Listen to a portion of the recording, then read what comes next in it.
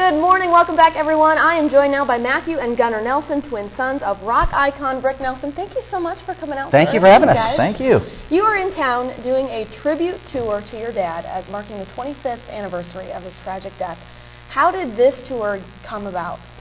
Well, it was we actually never played our father's music for years and years. It was one of those things where we had our own rock band, Nelson, and we were lucky enough to sell 4 or 5 million records doing that. And then later on, people asked us to kind of like mix in a couple of songs like Garden Party that our dad had and some of the early hits. And we realized actually that separating the two shows was really the way to go. Yeah, and we were really lucky too because we had a lot of video from the Ozzy and Harriet show and his interviews and things like that. So we put together a fantastic show that has video clips and live music, and people really love it. It's called Ricky Nelson Remembered, and we're having a Here good it is, time. right here. Shameless plug. That's it. There you go. So what's your favorite song of your father's? Ooh, tough question. Yes. For me, it's Lonesome Town. Okay. I like Lonesome Town only because it was an acoustic guitar and his beautiful voice. And he gets to sing it live. That's why Yes, I he do. likes it. Yeah, that's why. I like Garden Party, actually, his song Garden Party, because he wrote that song about an experience at Madison Square Garden. He got booed off the stage right like the second phase of his career for singing new songs and not looking like he did in the 50s, and became his biggest hit ever. So. Your father was the original teen idol, Yeah. if you will. What was that like growing up for you guys? Actually, it was just pop to us, you know. Until we were 10 years old, we thought everybody's dad was a rock star. You know, everybody's grandparents were TV icons. You know, we didn't know. I mean, I hate using the trite expression, it was all relative, but it really was, you know. Really? But he always had an acoustic guitar in his hand. There was always singing. There was always a lot of music going on. So for us, we always grew up loving music, and we always could tell that it was possible to do because he was out there doing it. You know, and he was really down to earth. He was just a very real guy. He was the kind of guy who, you know, he'd get stopped in the market all the time or whatever. People freaked out when they saw him. I bet. And for us, when we were he was just a regular guy. Yeah. Normally, yeah. And what was it like with your grandparents, Ozzy and Harriet Nelson? Oh, well, we actually have a lot more experience with Harriet. Harriet was really our buddy. She died about 11 years ago, and she was just hip. She was really cool.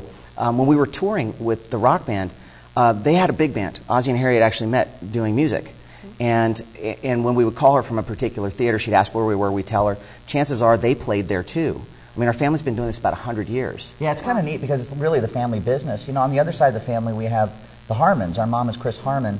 Our grandpa Tom won the Heisman Trophy at Michigan in 1940, and our uncle Mark Harmon is Gibbs from NCIS. So, wow. You know, it's kind of like an entertainment family, and it keeps us real because, you know, no matter what we do, chances are we're the juniors in the family, you know? You know, one thing I didn't realize was the Guinness Book of World Record that you guys hold for the most, what is it? It's most well, ones? the only family in history with 3 successive generations of #1 hit makers. That's incredible. You know, a lot of families do it for generations and stuff, but I guess that's kind of a neat distinction. We didn't know it. Our sister told us. We were a Final Jeopardy question. That was pretty cool. Yeah, it was neat. All right, one more question. What's the best part of doing this tour? What do you guys love about it? Well, for me, you know, it's not to be sacrilegious, but it's kind of like, you know, it's like coming home. It's like church for me. You know, when we play this show, we miss our dad a whole lot less because he was our best friend. You know, he passed when we were 18, so we really got a chance to know him real well.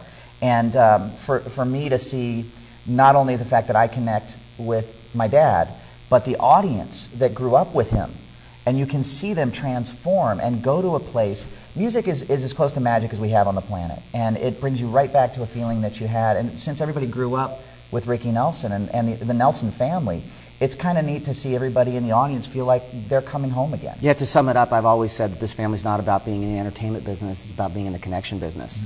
Yeah. And this is a really connective show. All right, thank you guys so much for coming on early this morning. You got to check out the concert tonight. It is at the Ellen Theater at 8 o'clock, again, starring Matthew and Gunnar Nelson, Ricky Nelson Remembered.